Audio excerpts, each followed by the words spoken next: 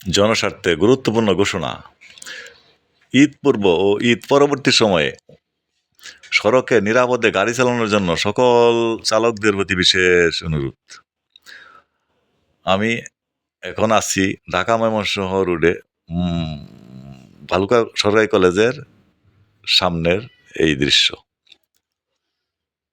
Number ১, অতিরিক্ত গতিতে ও বেপরোয়াভাবে গাড়ি চালানো থেকে বিরত থাকুন।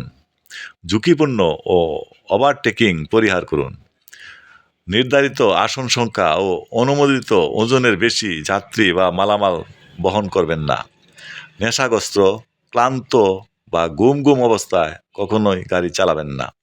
সড়ক দুর্ঘটনার নানা কারণ থাকলেও এগুলি মেনে চললে দুর্ঘটনার ঝুঁকি অনেকাংশেই কমানো সম্ভব।